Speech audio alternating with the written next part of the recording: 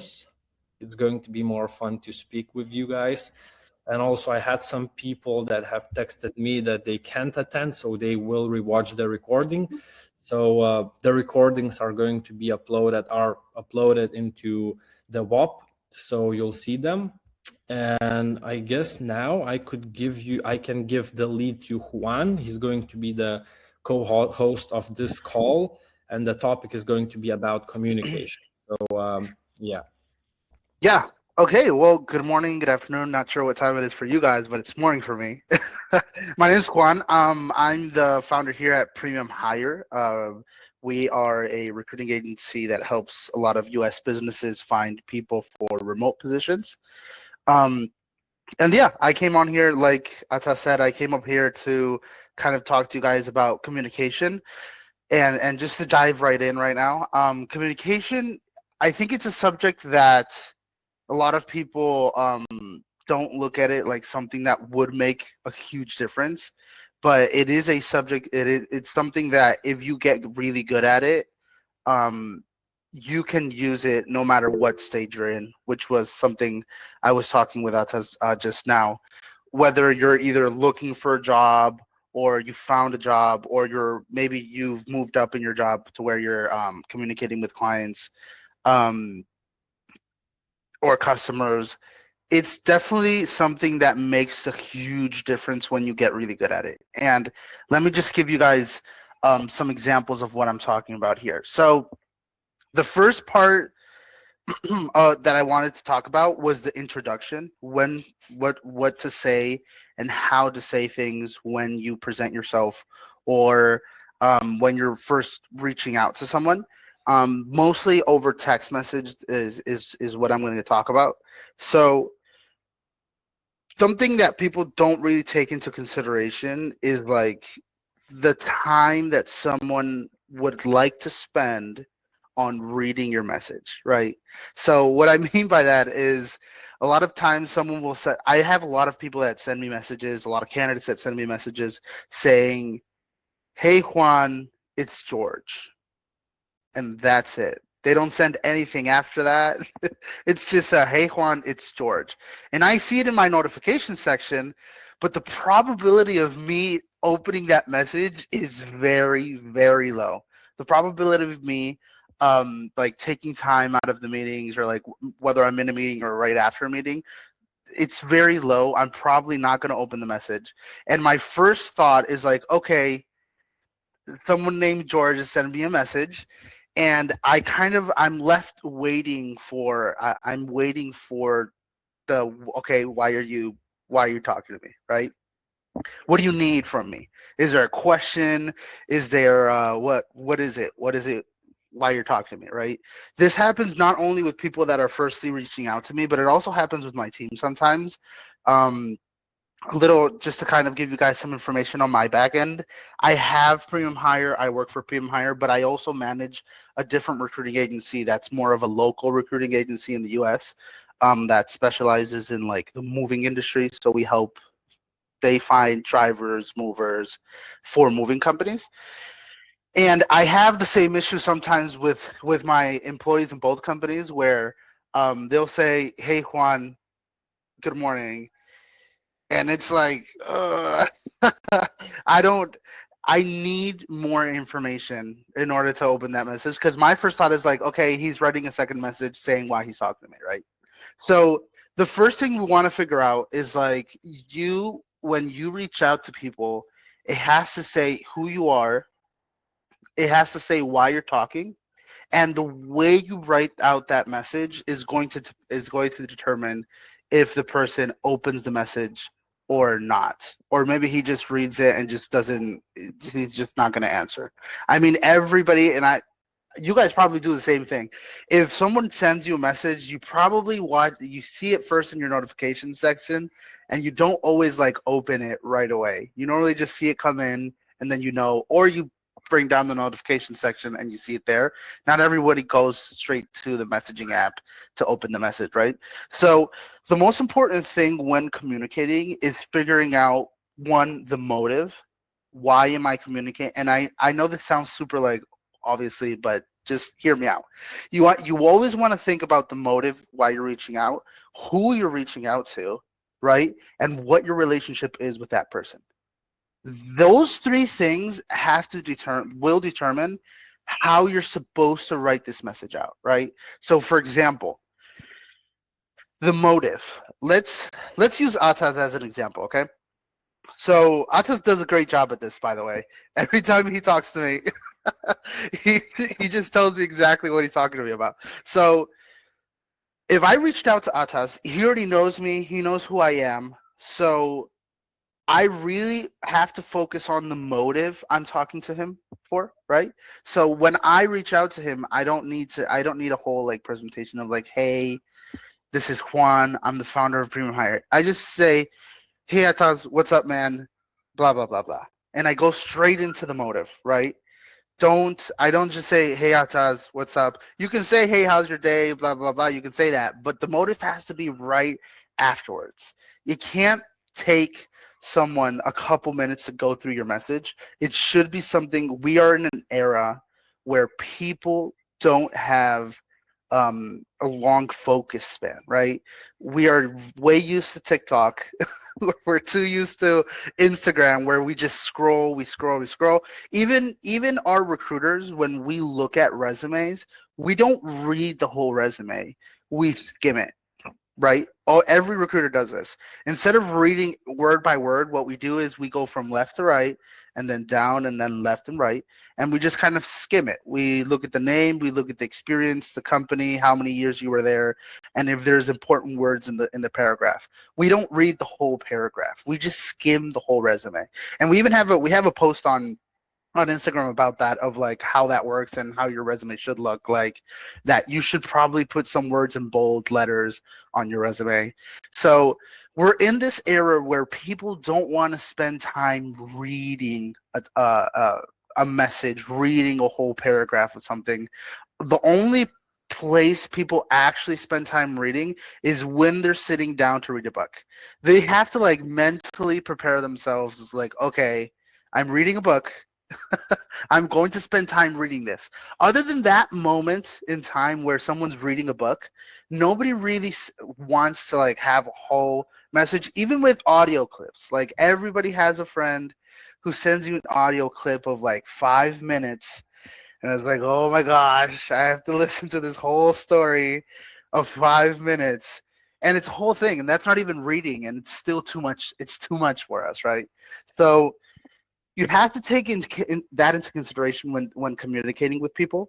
So the message has to be short, it has to be clear, but you have to like go straight to the point with people, right? So let me just give you guys an example. Sometimes when people send us Premium Hire, they send us their resumes and their videos and stuff. There are people that'll just send the video and the resume, and just like that's all they send. They don't send a hello, hey, this is blah blah blah. No, they just send the video and the resume, which is fine.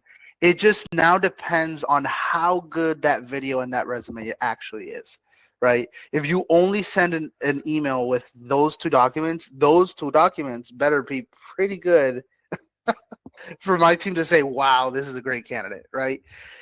Something a lot of other people do, they'll say, hey, this is Juan, I'm sending my resume, my video here.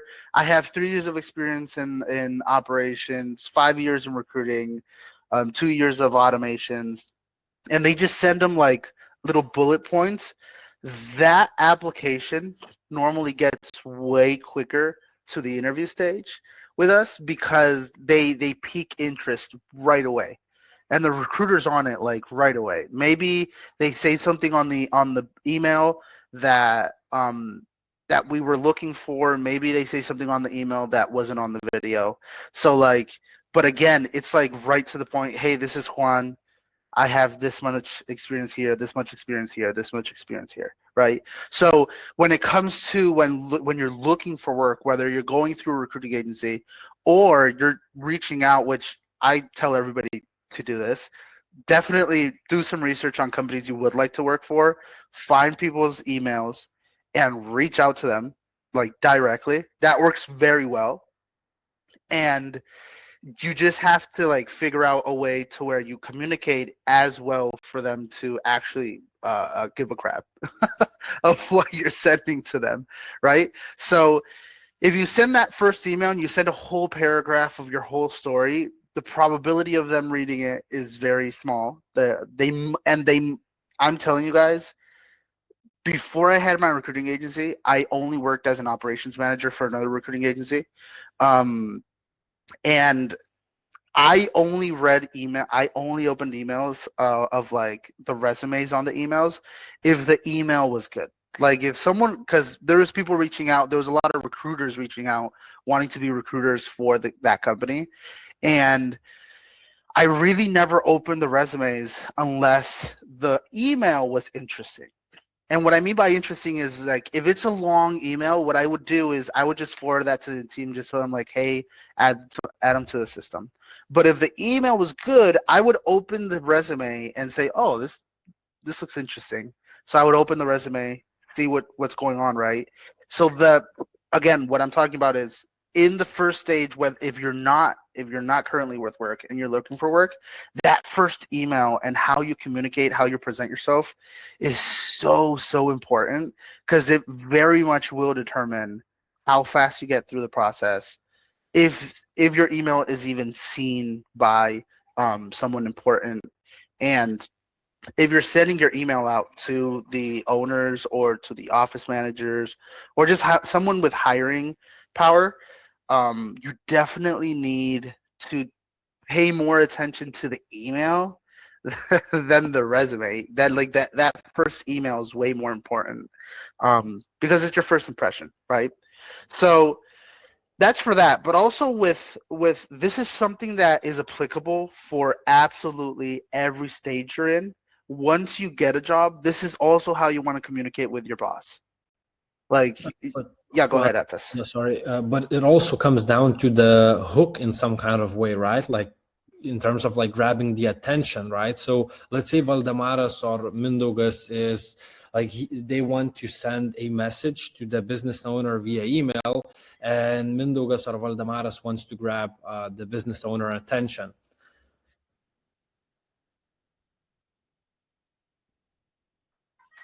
Yes, it is the hook. It is kind of like every single part of our. Once you learn sales, then you're able to see how sales is really part of your whole life now. And like every single conversation has a hook. Every single conversation has a closing statement, right?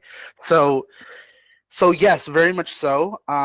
Like I said, once you do find a job, you also want to communicate that way with your boss, because normally those are things that people take into consideration. Like, it is so important to. I could have, and I'll give you guys an example. I have somebody on my team that we call them the little robot because they dial in and they just like work.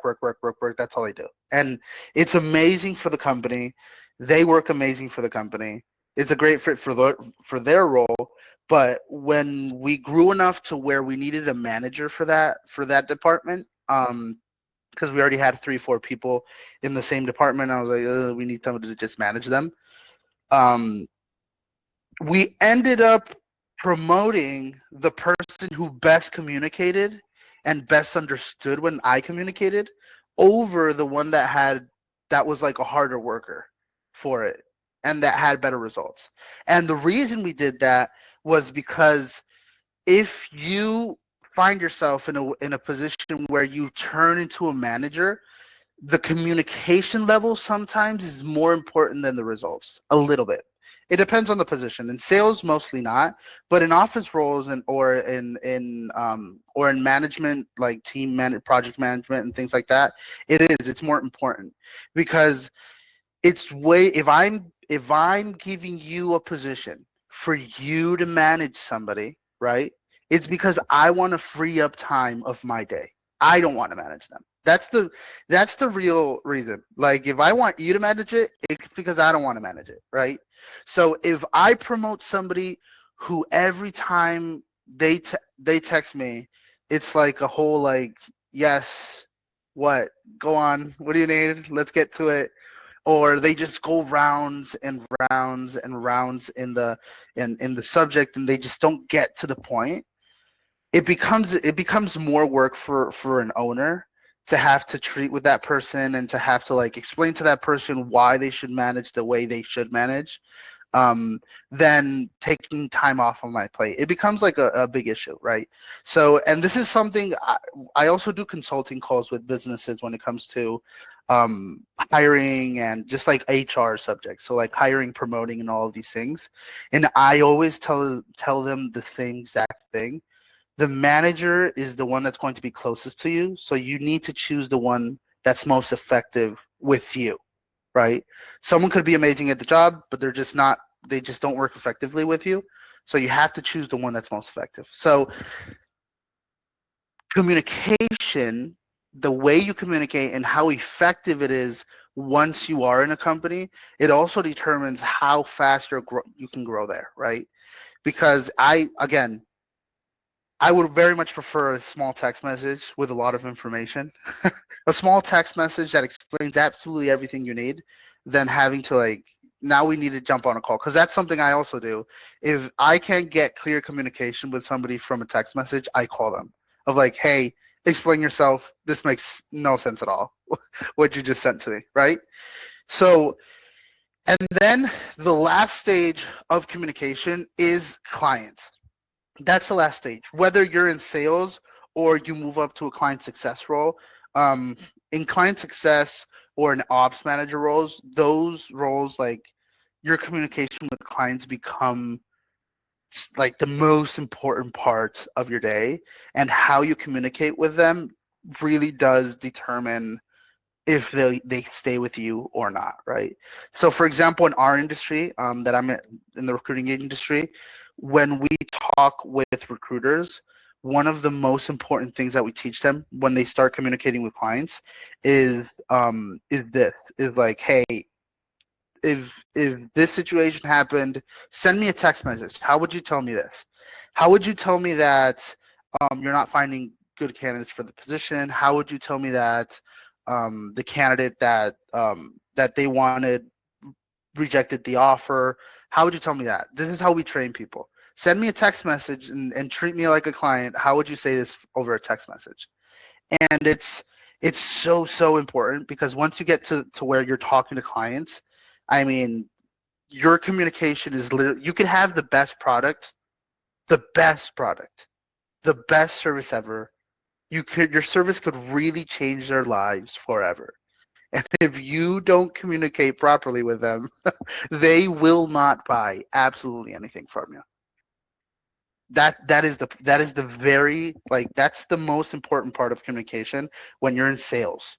It's huge. It makes a huge difference. Um, and even more with you guys that are doing DM setting. I mean, I cannot tell you how important it is for like people on the other side, for them to be able to understand what you're offering them in like a couple text messages, instead of like a whole conversation, a whole paragraph, right? And it really does, because if you, even more if your service, like for example in our industry, it's B2B, it's business to business service.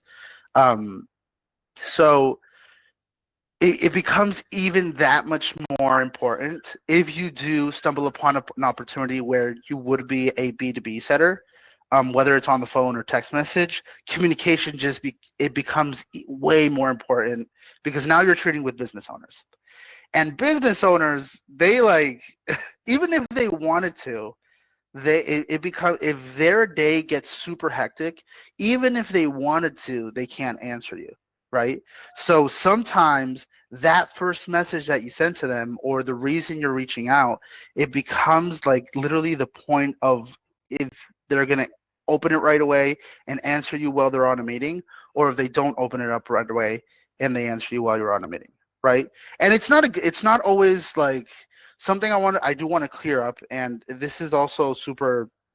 Um, I teach my recruiters this all the time. No, no communication is not always a bad thing. And what that means is, and again, I'm talking about like B2B setting. what I'm talking about is sometimes if you communicate effectively and the client sees that, like, oh, okay, great, that's great, but they don't need to answer you, that's also good. Like if you communicated effectively to where they don't need to send you a message back, and it's just, for example, I'll give you guys an example. When I'm doing billing, for example, for a couple clients, I some of them, most of them, if they're new, I call them, hey John, just want to let you know, blah blah blah, we're gonna process payment. But clients that I've worked with for a while, we don't really communicate too much when it comes to billing.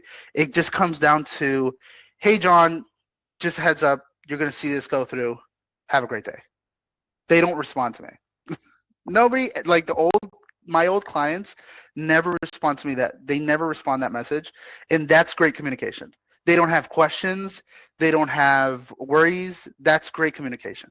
If you have great communication throughout your whole process, when it comes to billing, I know a lot of companies will have their setters, for example, collect a payment or collect like a small payment in the beginning. It just depends on what company you work for. But if you have great communication throughout the whole conversation, then at the end, there's no questions. There's no questions, there's no doubts, there's no concerns. It's like, great, okay, let's get through it. So the effectiveness in which you communicate, it just makes every single stage you're in, no matter what stage you're in, whether you're looking for work, already have work and now trying to grow in the company, or you're in a position where you are actually talking to clients and maybe getting payments from them, like the effectiveness in which you communicate. So here's something you guys want to probably do to either determine if you're doing good at this or not, right? You want to go back into certain conversations, and I did this with my recruiter like 2 weeks ago. You want to go back into certain conversations and just rate them. Look at your first message when you reached out to them. If you have clients that said no over a text message, or if I mean, I say text messages because that's the most easiest one to go back and kind of see. You have it, it's literally written out for you. You don't have to go hear a whole phone call. But I would advise you guys to go back and look at your conversations. Look at your conversations. If you got ghosted by somebody, whether it's a family member, no matter what, go look at the conversation. Go look at your text message and rate it. Was it clear? Was it a clear text message? Did I get to the point? So, like, did it have a good motive to it? And when it comes to my relationship with that person, does the message match my relationship, right? So, because again, that's also something. And I'll give you guys an example. There's somebody on here, and I don't know which one of you guys it is. My name's Juan, Juan, and somebody on here, I think they called me Jeremy on a text message. I don't remember who it was. I think it was Jeremiah or I don't know. It was a name with J, right? The dude sends me a message, hey man, and he even like he did what I just said to you guys. Hey, I have a question about the recruiting process, and left it there. Don't just tell me I have a question about the recruiting process. Ask me the question, right? So he first of all, that's the first thing he did, and then I was like, I'll respond to him. To be honest, because I knew it was somebody from Mataz's team, so I was like, I'll respond. So I responded and I told him, my name's Juan, by the way. And then 3 messages down, I think he sends me another message like 1 or 2 days afterwards, and he calls me by the wrong name again, right? And then by that time, it's like, I'm a fun guy. I like laughing. I literally showed my wife, I was like, this is the second time this person calls me Jeremy. and and we were like laughing about it. I'm a fun dude. But if that were a sales call, that would be an issue, right? If that would have been a client or if that would have been a manager, it would have been an issue. It would have been like, if this was work, because like, remember, my relationship with everybody here and on this specific call is like, hey, I'm here to help you guys. I'm here to help Atas. I'm here to like push you guys forward. And that's my mindset when communicating with you guys, right? Again, there's my motive. So the way I communicate with you guys is very different to where some random candidate sends me a message. Atas even asked me, hey, is it okay if I give everybody your number? And I told him, yes, give them my number. I'm cool with that. My team asked me that 3 days ago, and I was like, no, don't give them my number. You talk to them. Right? So like with you guys, it's different. I want to help. I like the group. I want to help the group. But normally if someone sends me a text message out of the blue, or someone just like emails me out of the blue, I normally just forward it over to my team, and I tell them, hey, my team's going to give you a call back. Right? I don't normally go into the conversation with them. But because that happened, right? If it would have been somebody outside of this group, again, I'm showing you guys like how important it is to know kind of like what the relationship is when communicating. Because it was somebody from this group, I was like, I laughed about it. I was like, yeah, no problem. I even answered him again, and I was like, I'm not even going to tell him what my name is anymore. I didn't care, right? Because I'm here to help. But if it would have been a candidate that was like from just like out of like a random place, or one of my employees called me by the wrong name, I would have stopped the conversation and told them, hey, I told you my name is Juan, and now I'm going to answer the question. So like I would have done that. And if it was a sales call, even worse. Like my name is a Spanish name, right? I'm Latin American. It is a normal name, I will say that. Like it's not a weird name to hear, Juan, in Latin America. In the US, there's a humongous amount of people named Juan. So like if I'm on the phone with clients or service providers as well, I have a couple service providers for like video stuff and things like that. And when I'm on meetings with them, they also ask me like, Juan, I'm saying your name right, right? Yeah, you are. Right? So it's like I'm used to people doing some sort of thing with my name, right? Because it's not John. It's not like a straight up name, but it is like so important. Those little details make a huge difference. Those little details make a huge difference. If that person if that would have been a candidate trying to get work for my company, my first thought would have been, if he got my name wrong one time is like fine, it's acceptable, and it's like, yeah, whatever. That can happen. I've gotten people's names wrong, and it can happen. We talk to a lot of people a day. That's fine. But if I told it, I would have thought of that. I would have taken that into consideration of like, hey, I probably wouldn't hire this person to work for me because I told him my name. He has it in writing on a text message, and then he called me by a wrong name again. So it's like it's little details in the communication in communication that make people make decisions about you guys, right? So like when you're on sales calls, or on sales text messages, all of those little details in your communication also talk a lot about you, right? So for example, on emails, how do you start the email? Is it just hi Juan period, or is it hey Juan with an exclamation point? Like it's a huge difference how it comes off, right? So it's like if you're trying to get my attention, a hi Juan with a period, probably not a great start, right? So I feel like communication is one of the things, and my admin team talks to me about this all the time. They'll literally send screenshots of good emails and saying 10, and they'll send it to the team and put 10 out of 10. They'll screenshot the email and put it in the chat, 10 out of 10. So communication in when it comes to writing text messages, writing emails, I think it's one of those skills that people think, that it's like, what's the difference? Like, how much of a difference will it make? And they'll just like they won't put too much effort into the emails. Um, Even now, having ChatGPT, right? Like before, it was like, yeah, you really needed to be in a place where like someone taught you, but now you can literally use AI for free to write that email for you, and then you literally just have to change a couple words out of the email, and then you're like good to go. You know what I mean? So right now it's the easiest era in which we can actually be very high. We can have very high levels of communication. It's the best era because we have AI to do it for us, and then we just have to edit it, right? So it really doesn't take too much. And when I say edit, I mean like don't copy and paste the whole. Use ChatGPT. Don't let ChatGPT be you. You know what I mean? Use it as a tool. Um, have it write emails, have it write responses. What I'll do sometimes is if I'm not sure of how to respond to a client, I'll literally turn on the conversation in ChatGPT and just ask him, "Hey, I have this client. He's doing this. He's wanting this. How would you respond? Give me five. Give me five different alternatives." And it'll give me five different alternatives. I normally do this because it's like I'm doing something else, so I just talk to it while I'm working.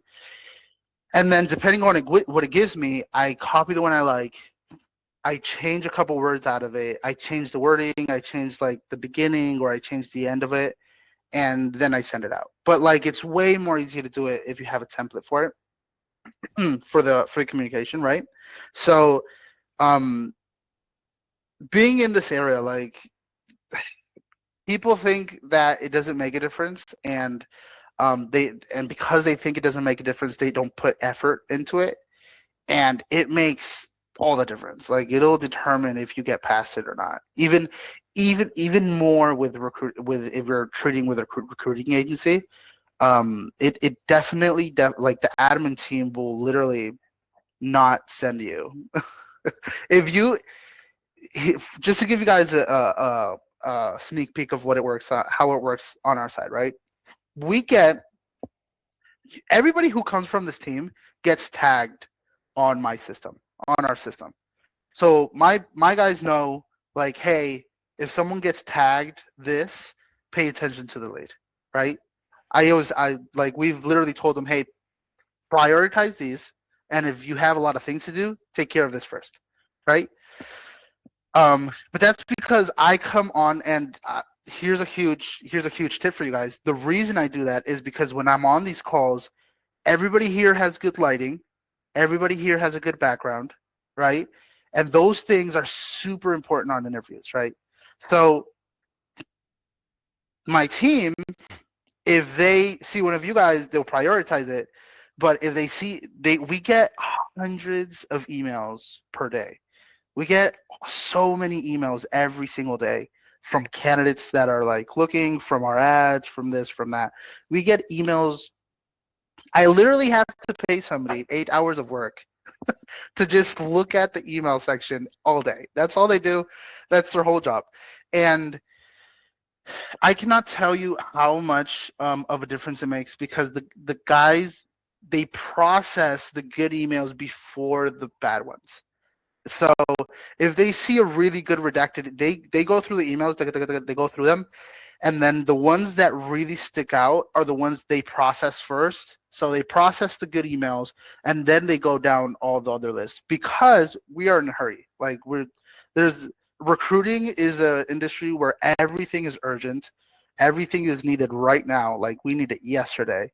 So when we need a list of new candidates for a position, or when we need to send candidates to a client, um everything's like super like, oh my gosh, if this doesn't happen we're gonna die. Right? So when we source through emails, the team does that, and that's like, it's not something I've taught them, it's just something, it's something that they've noticed. The better emails have the better videos, the better resumes. It's just something they've noticed. So they end up processing those emails first, then processing the other ones. We process all of them, but urgency's there. You know what I mean? Like if you could get a message back from us in the morning, you probably would prefer to get it in the morning and not in 2 days, if that makes sense. So yeah, I'm gonna open it up for questions. And like I said, something I think it would be like super beneficial for you guys, just like you do with your sales calls.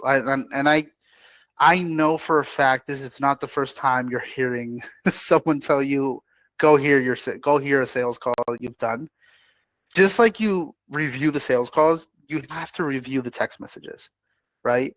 For example, I'm the type of person that I need to see the details of the business because we're still like a medium-sized company. So I need to see the details. I am in every single group chat my client success manager has with all of our clients. So I see the messages come through. I see them come through, and every single time I see a message that I would have said differently, or a message that doesn't have enough information, I call my client success manager. I call him on the spot, like, hey, edit that message, change it to say this. Hey, that message doesn't have enough information. Send him a second text message saying this. Like I am training my team on communication, and he's my client. His name is Franco. My client success man. I think he was on the first call, right? Tess? I think he was. Yeah, yeah. He's amazing. I don't know what I'm going to do the day he wants to leave my company. He is the best client success manager I could have ever wanted, right? And I'm still training him on like text messages, right? Just on like how to write it. Because again, you can be amazing on the phone, but if you suck on written communication, like it'll throw everything down the drain.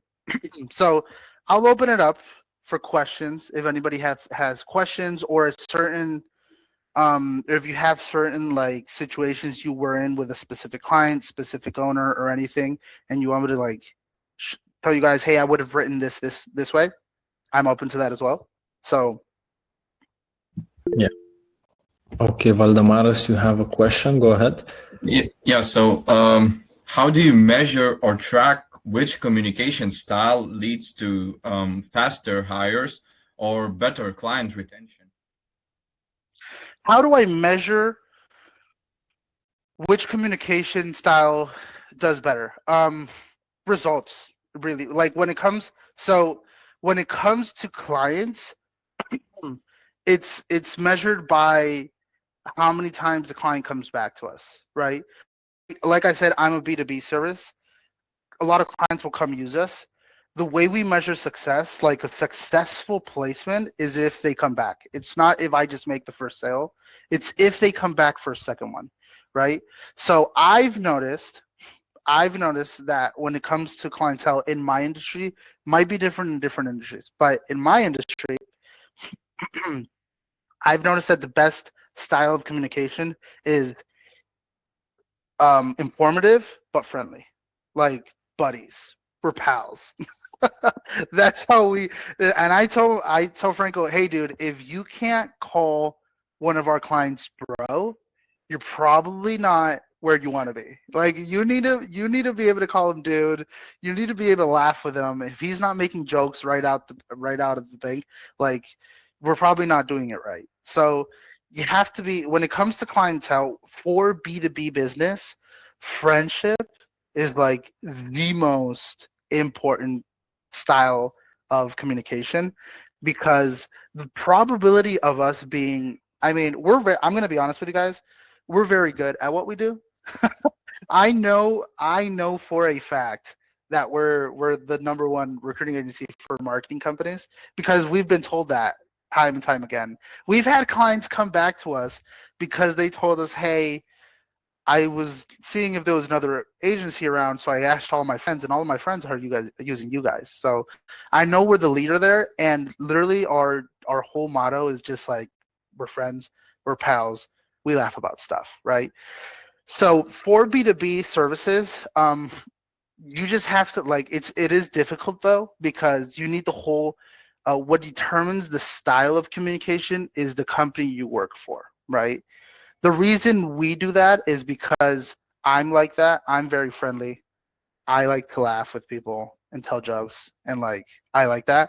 So the reason I even hired Franco, my client success manager, he had never been a client success manager in his life. He never had that position. The only reason I hired him was because his personality is very much like mine, and he's like super confident, and he'll go straight into the friendship type after one call, right? So what determines the style of your communication will always be the company you work for, right? Our style of communication is like that. I need everybody who talks to the client to be exactly like me, right? If you work in a company where it's very corporate, or just like the owner wants different types of communication with the client, you have to stick with what the owner wants, because at the end of the day, what you want your communication to look like is just kind of like, you want them to feel like they're talking to the owner, is basically what you want them to feel like, right? So if the owner's very corporate, you want to be very corporate. If the owner's very friendly, you want to be friendly, because the chances are the owner has that type of communication for a reason. Like, that's the high, it's very high probable that the reason you guys have that type of communication with clients is because the owner noticed that that's the best way, and that's what gets you guys more sales and more clients and stuff, right? So it depends on the company, and the one that has the highest amount of metrics on that will always be the company owner, because he was the one on the phone at the beginning. He was the one texting all the clients at the beginning. Oh, like, he's the one that has more reps in, of like why we do it this way. And I would even, like, if you already at a position, I would even like tell you guys, like, hey, ask the owner, hey, why do we communicate like this with the with clients? And they probably know why, right? Whether, but like I said, it just comes with experience. It is one of those things where it depends on the company, the service, and the clientele, right? So most of my I will tell you this though, and this is like super important as well. Clients that don't really fit in, and that don't want that friendly conversation and that friendly relationship with us, they normally don't come back. We normally service them once. It's rare and normally never happens, but I think it's happened like 2-3 times maybe, and they normally don't come back. And to be honest, I prefer it that way, because if for me, B2B, friendly is the best, because if you're friends, you can say things. You can tell each other things, right? If I don't like something, I can literally just tell you, hey, dude, love you guys. This not great. I don't like it. And in my service, where we're literally sending candidates to people, I want clients to feel comfortable to where they can tell us, hey, this interview sucked. I didn't like any of them, right? So I need that. But if we're not friends, they're not going to say that. They're going to feel like they're disrespecting me, right? So I think you measure it by results, and or like sales, or amount of answers. And like I said, that's why I was telling you, you should really go back and see, like, if you probably have a lot of messages where people didn't answer, um, and just say, okay, why didn't they answer? If this message was sent to me, because people don't do this, they don't reverse psychology their own messages. If somebody sent me this message, would I have answered it? And it's like, normally it's like, no, I probably wouldn't have answered it. So you measure it by that. And I would, like I said, if you go back and watch, you'll notice. You'll be surprised of how like easy it is to notice, like, yeah, I wouldn't have answered this. Yeah, really good point, Juan.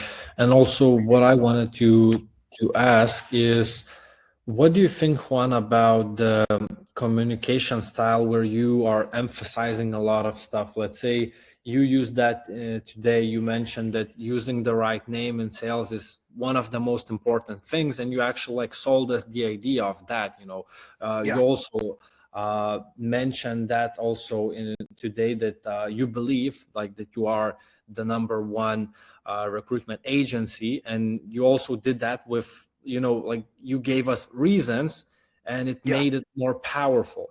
So Yeah. I felt that some of the times that you used that, and it was powerful. And I also noticed, because like I'm in sales for almost like 5 or 6 years, Yeah. and I see myself also winning in the WhatsApp, chats, or how to say, winning where to go, like into the what restaurant, let's say, and so on, like just on the daily basis, in the conversations. And what I also do is I emphasize stuff, like I say, you gotta believe me, like it's one of the best things. And I use that, tonality. If it's like in the DMs, I also use some of the words that emphasizes the stuff, Yeah. like some of the big also influencers, I believe, are using that. So yeah, so what do you think about that? Like maybe you can give some. That's a great question. Yeah, that's a great question. So something we need to understand when choosing the type of communication, like the personality we're going to have when we're texting and things like that, is every decision you make on that, like of who you're going to be and how you talk, it'll have pros and it'll also have cons, and you have to celebrate the pros and be okay with the cons. Like, and why am I saying this? So I'm like that. I every single email I start is like, "Hey, John!" Exclamation point. It's like super boom, right? Every email I send is like that. So you have, I think that's the best way to go, because normally people tend to feel attracted to people who look and sound happy, right? Like, people will be attracted to whoever sounds like they're having the best time of their life. It's like, it is what it is, right? And we can even see that in friendship. Like, if I say that, everybody probably can name one of their friends that is like, this person is like always upbeat, happy.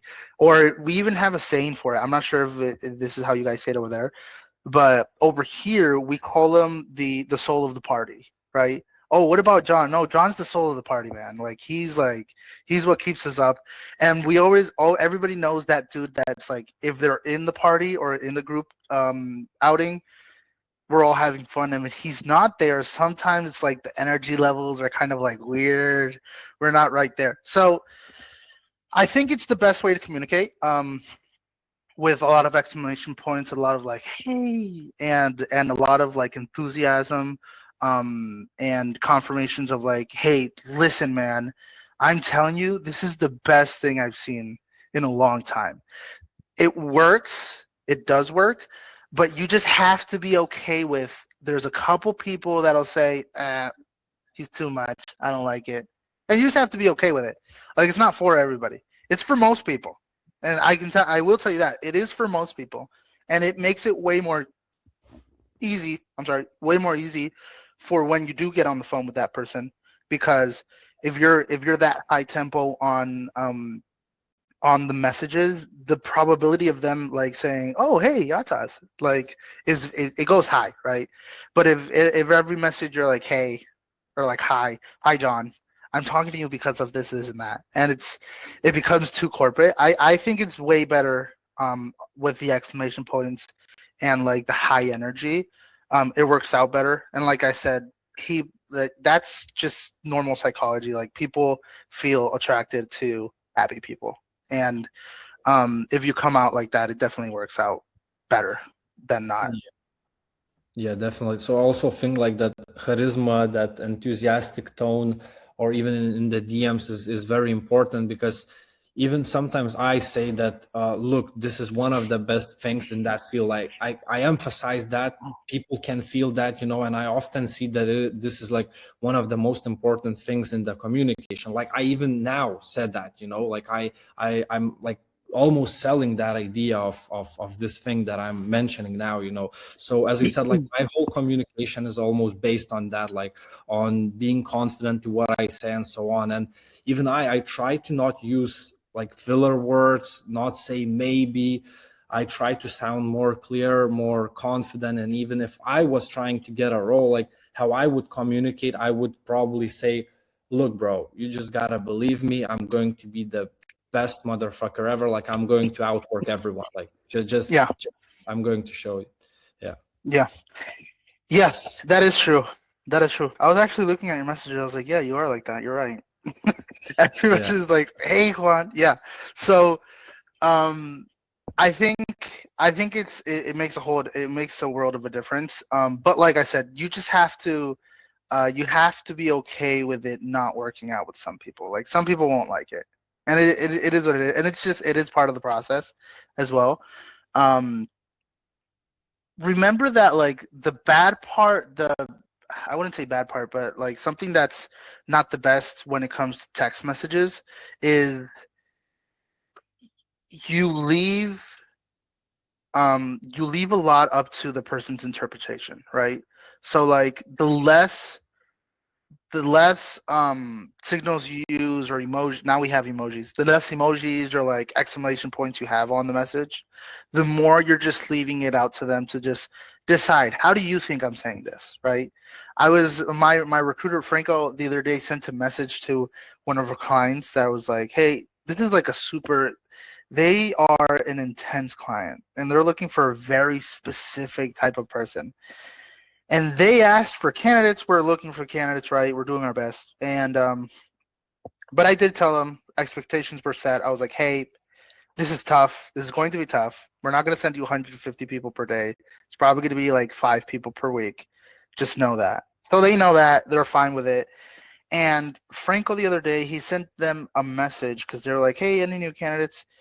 And Franco told them, I'm trying to find the message to read exactly what they said.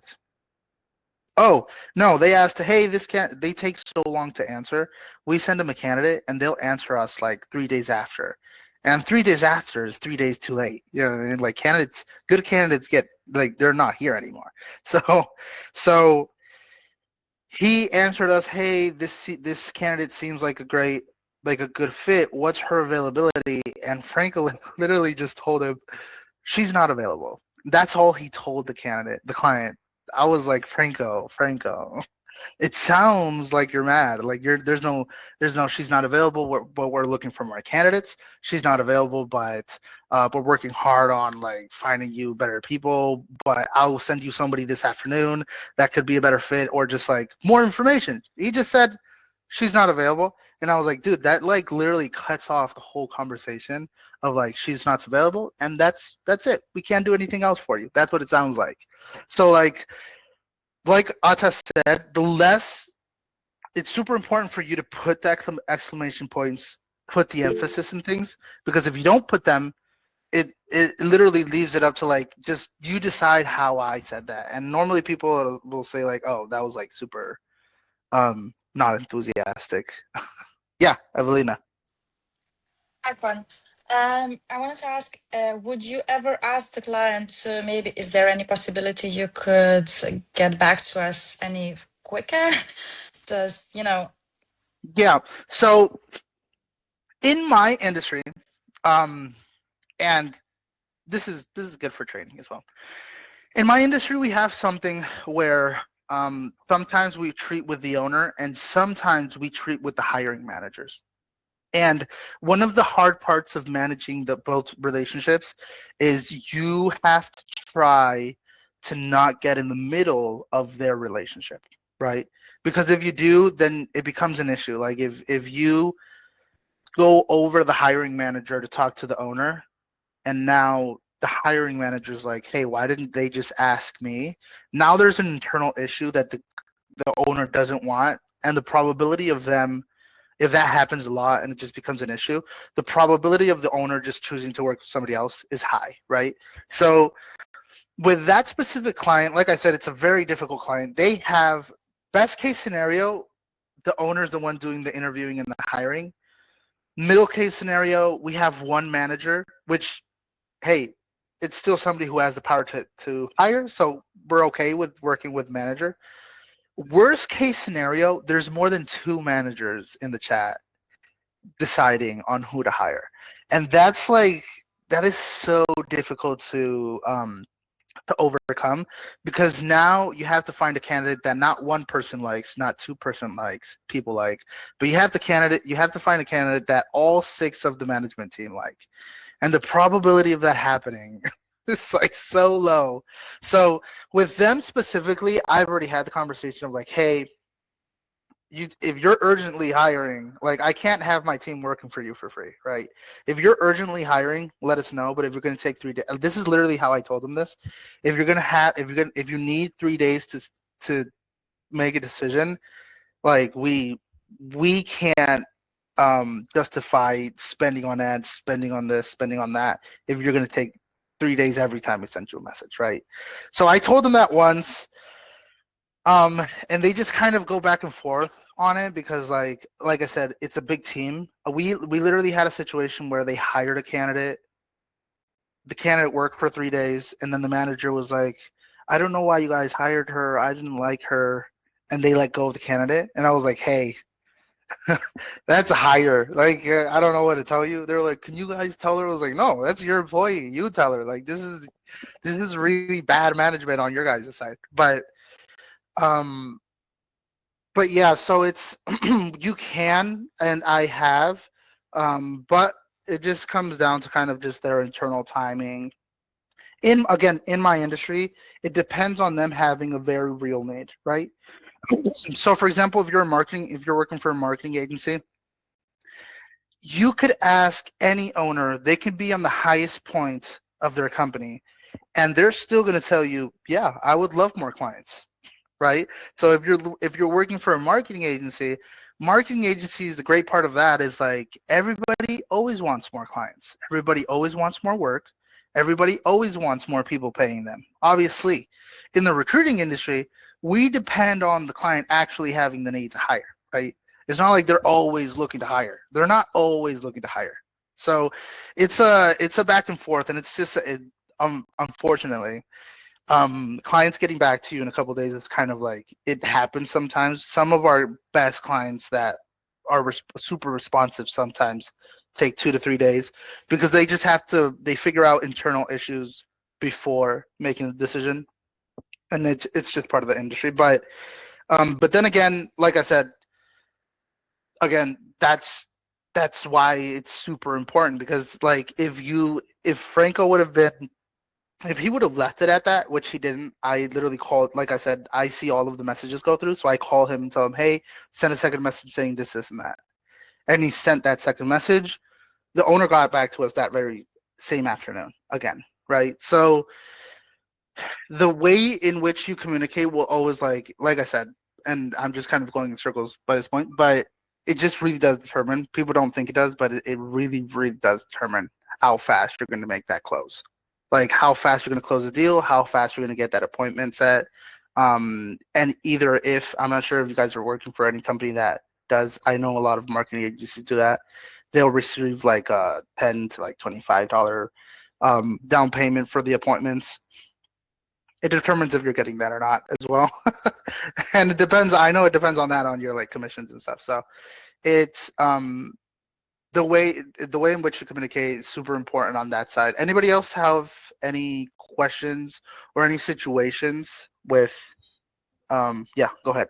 Yeah, so I wanted to add something as well. Like in terms of communication, what I found that was working really well is adding the outcome, like the dream outcome that the person has.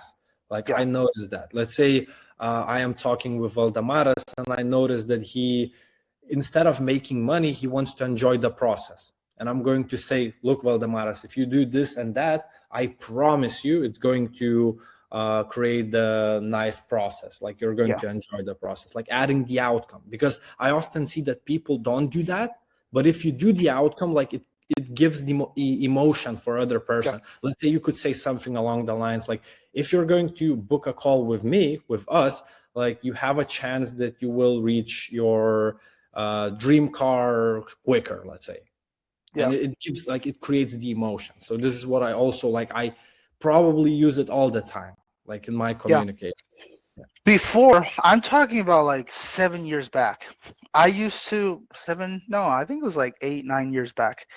Before I was in like the remote world and like recruiting, I used to sell land. I used to like work for, it was like I used to work for a company that would like buy land, make private communities, and then like sell the land over. And something I would always do on every single sales call I had, whether it was an in-person or on the phone, was like, hey, you're looking to buy land.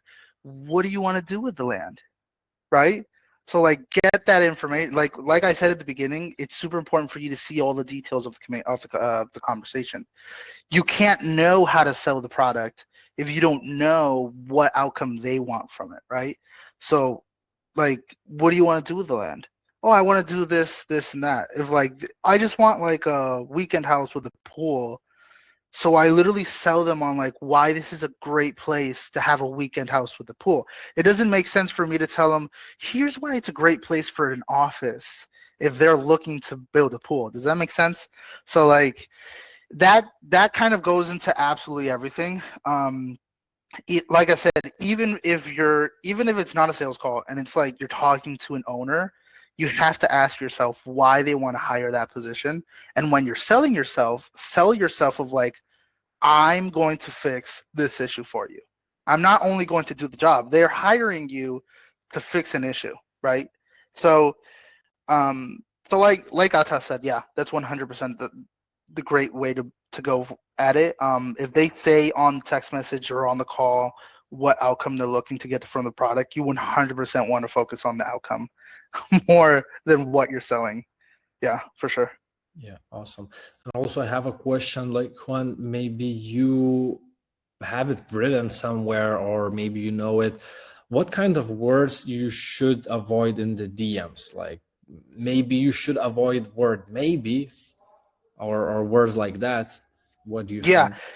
Yeah, so words you should avoid in the DMs are just like you said, uncertainties. Like you want to avoid filler words. So like the word like or never want to put that in a text message. Ever, never ever put that in a text message. And uncertainties. Hey, maybe it's a good product for you. And it's like,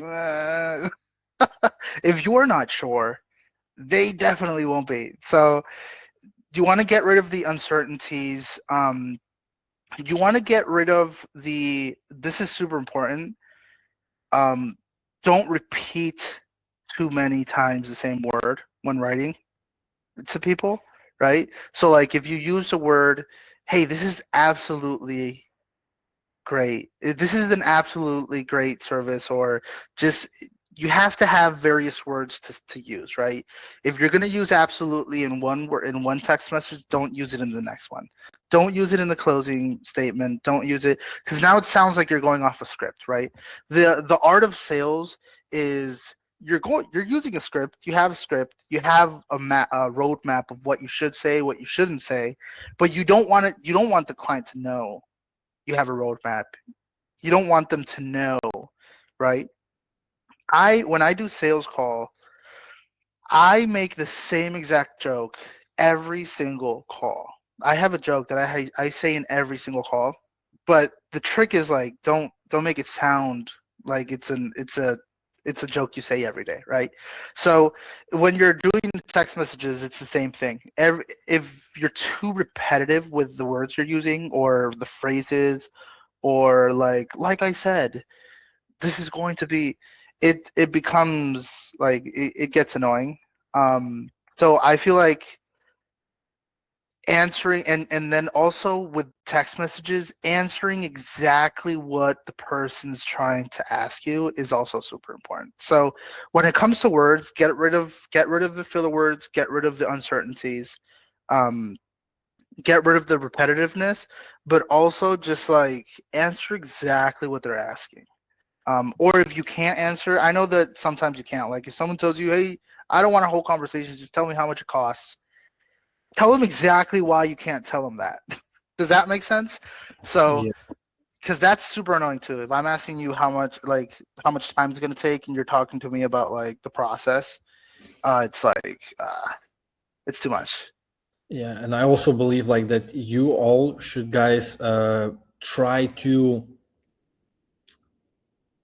portray the idea like I mean, how to say it, message a message in a shorter way, but at the same time give enough like context, like just trying to make your messages shorter but give the same understanding for other person, if that makes Yeah, sense. So so yeah. that is also like really important. It's I the heard, yeah, 100%. I heard I don't remember what his name is. I think it's Ashton. I don't remember. But the person who it's the CEO of ChatGPT of like OpenAI. Do you know what his name is, Atas? I don't remember. I don't remember it. Yeah, no, it's a weird name. So I saw a video of him and he said this at a conference he did, and I thought it was genius. He said something that every single entrepreneur that ends up making millions of dollars have in common is at the beginning of their project, they could explain what they were here to do in less than 25 words. And that is gold right there. If you are able to spend less time on people's day, but deliver more information or deliver more of a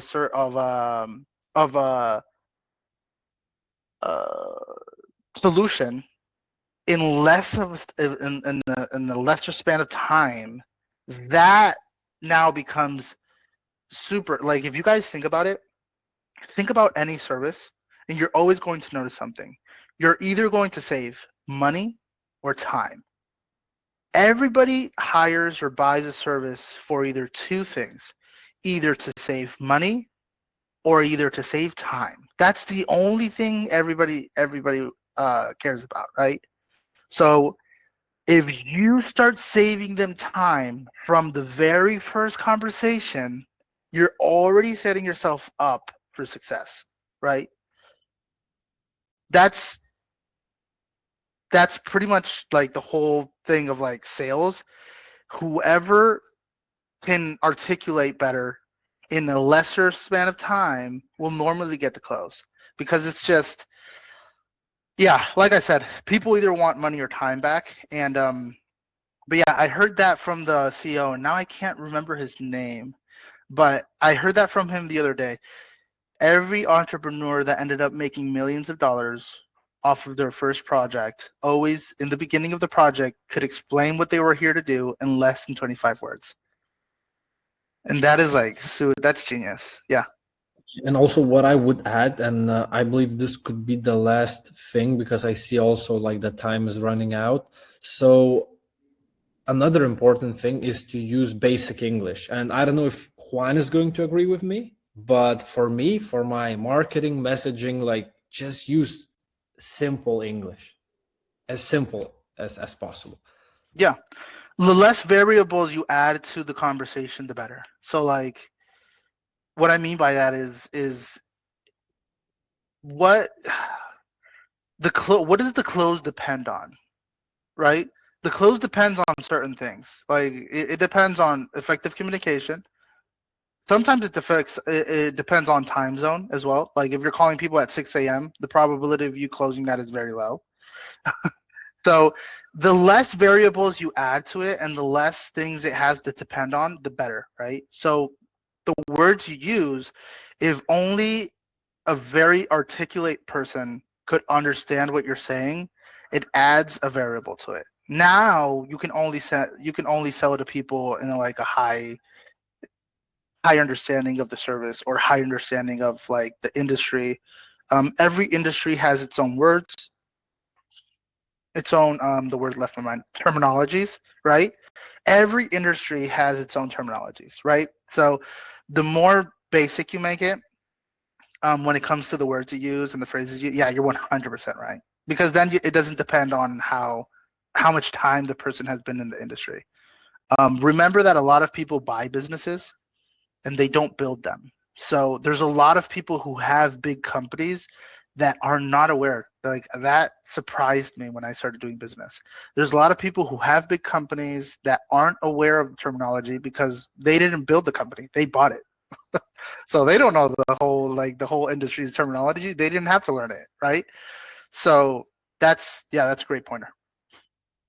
Yeah, and also, like, for instance, also Donald Trump is using super basic English, and there was like I think a fact that he's using like sixth grade person English, I think, and other candidates were using like mature people mature people terminology, and Donald Trump has got a role as a president. So yeah, also a fun fact. So yeah, but I think, Juan, that now we can round up the call here. Yeah. And I believe maybe like we could create a plan maybe for the next weeks, or how things can go. Like, maybe you could give a brief understanding on it, how it could look like. For the next couple weeks, I think we could. I really do think I could like start scheduling these. I think we should start scheduling them out of like bi-weekly or every 2 weeks. I don't know. Yeah, because what I'm finding is like, if it's yeah, My weeks get busy. People schedule themselves on my calendar every day. So if I just have it on my calendar, people won't schedule it over, right? So I think we should either choose a day and just schedule it and have that way I know, hey, every Thursday at this time I have this meeting, right?